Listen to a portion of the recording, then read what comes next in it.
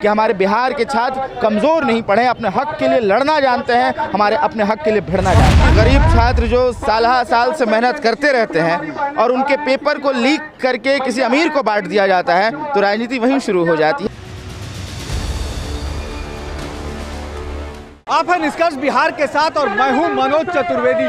पटना के गर्दनीबाग के धरना स्थल पर बीपीएससी अभ्यर्थियों का धरना पिछले 4 दिनों से यहां पर चल रहा है, लेकिन सरकार ने अभी तक इनकी बातों को नहीं सुना है। आंदोलन जो है वैसा ही चल रहा है, एकदम बहुत शांतिप्रिय आंदोलन है। यहां से अब जयप्रकाश नारायण के आंदोलन की बात हो रही है, यानी समाजवाद को फिर से उघाड़ने की बात हो रही है। लेकिन कुछ विद्यार्थी दिन में तमाशबीन के जैसे आते हैं और कुछ जो डटे रहते हैं उनमें कल हमने रात को जो देखा ये बच्चियां भी थी और कुछ विद्यार्थी भी थे। और इस आंदोलन को धार देने के लिए जेएनयू के अध्यक्ष जो हैं हमारे सामने हैं, लेकिन अब मुद्दा ये राजनीति हो जाएगा इनके आने से जैसा लगता है, क्योंकि ये कम्युनिस्ट पार्टी से है और यहाँ एनडीए की सरकार है। क्या नाम है सर?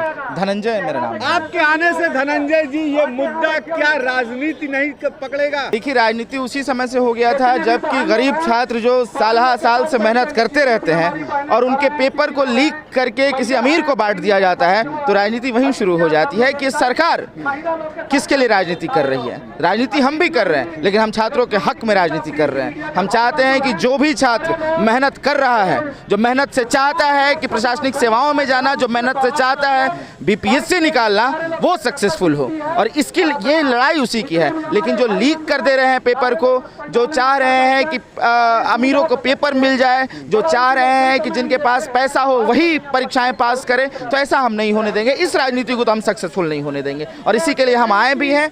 और छात्र जो यहाँ बैठे हुए हैं वो भी इसी राजनीति का हिस्सा है कि छात्रों के हक की बात कर रहे हैं। ये अपने आप में एक राजनीति है। लेकिन आप आए हैं, जेएनयू के आप अध्यक्ष हैं, आपका यहाँ पे जो संगठन है वो इतना ज्यादा मजबूत नहीं है, क्योंकि आपका संगठन मजबूत रहता तो वो भी यहाँ दिखता नहीं है। मजबूत आपका संगठन नहीं, ऐसी बात नहीं। देखिए, जहाँ तक संगठन की बात है, जहाँ मजबूत है हम वहाँ से आवाज़ क्यों नहीं उठा सकते हैं। हम देश के अलग अलग हिस्सों में मौजूद हैं। छात्र देखिए कौम होती है, छात्र एक जाति होती है, छात्र एक समाज होता है कि जो शुरू से मेहनत करना जानता है, जो चाहता है कि शिक्षा में बेहतरी करें और आगे चलकर चाहता है कि वो अगर बीपीएससी का निकल रहा है तो सिर्फ अपने घर का वो बेहतरी नहीं चाहता है, वो पूरे देश और पूरे समाज का बेहतरी चाहता है। तो मुझे लगता है बतौर छात्र हम लोग यहाँ पे आए हैं और चाहे संगठन का सवाल हो, संगठन भी आ रही है, संगठन के और नेता भी आ रहे हैं, हमारे साथ आए हैं संगठन के नेता हैं। उधर हमारे संगठन के पटना के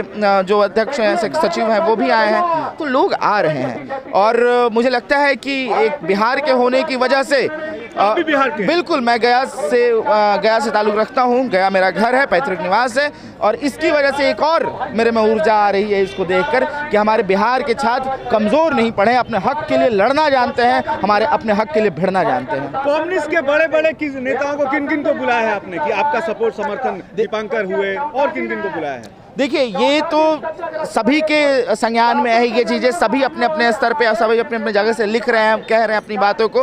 और बतौर जेएनयू, बतौर आईसा का मेंबर होने के नाते मेरी जिम्मेदारी है कि मैं अपने भाइयों के साथ, अपनी बहनों के साथ, अपने नौजवानों के साथ जुड़ूं और इसके लिए मैं अपनी जिम्मेदारी लेते हुए यहाँ पे आया हूँ। क्या उम्मीद है सरकार मानेगी बात आपकी? देखिए, यहाँ पे नारा भी चल रहा है कि झुकते सब हैं, झुकाने वाला चाहिए, और ये झुकाने के लिए तैयार हैं लोग। देख लीजिए, कई लोग हैं जो अनशन में बैठे हुए हैं और ऐसे कई आंदोलन हुए हैं और आंदोलनों से सरकार कबड़ी भी है, उखड़ी भी है और सरकार ये तो बिल्कुल मानेगी और उसको मानना चाहिए, मानना पड़ेगा।